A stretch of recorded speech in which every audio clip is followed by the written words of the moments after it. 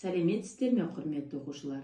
Мен бүгін сіздермен тізбектелген сандарды қалай жылдам әрі оңай қызықты қосудың тәсілімен бөлісетін боламын. Бұл әдісті Карл Фридрих Гаусс ойлап тапқан. Бұл әдіс жұптап қосу әдісі деп аталады. Ол тізбектелген сандарды жұптап қосу арқылы тез есептеген. Ендеше балалар, бірден 10-ға дейінгі тізбектелген сандарды қалай тез қосуға болады? Қазір бірге қарап көрейік. Бірінші сан және соңғы санды қосамыз. 1 мен 10-ды қосамыз, 11 болады. Келесі санымыз 2 мен 9, 3 пен 8, 4 пен 7, 5 пен 6. Балалар, байқадыңыздар ма? Барлық жұптардың қосындысы 11 санына тең. Енді қанша жұп бар, соны санаймыз. 1, 2, 3, 4, 5 жұп. 5 жұп болғандықтан біз 5 санын жазамыз, және жұптардың қосындысы 11-ге тең болғандықтан 11-ге көбейтеміз.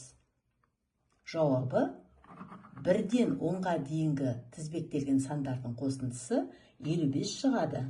Қарапайым ереже. Бірінші санға соңғы санды қосамыз, неше жұп бар екенін санаймыз, сосын көбейтеміз. Енді тағы да бір тапсырма орындайық, балалар. 1-ден 15-ке дейінгі тізбектелген сандарды қосамыз. Бірінші сан және соңғы сан. Бәрін біз тізбектей қосып шықтық, балалар, жұптап.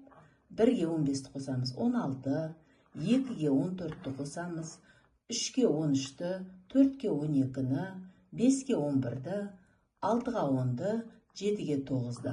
Балалар, байқасаңыздар, бізде 8 саны жұпсыз қалды. Бұл жерде де қанша жұп бар санаймыз? 1, 2, 3, 4, 5, 6, 7 жұп. 7 санына барлық жұптардың қосындысы, байқасаңыздар, бірдей. 16-ға көбейтеміз, 112 болады. Жұпсыз қалған санымызды қосамыз, 120 болады. Жауабы 1-ден 15-ке дейінгі тізбектелген сандардың жауабы 120 болады. Енді, балалар, сіздерге тапсырма. 1-ден 20-ға дейінгі тізбектелген сандардың қосындысын есептеп, төменге жазыңыздар. Назарларыңызға рахмет, сау болыңыздар.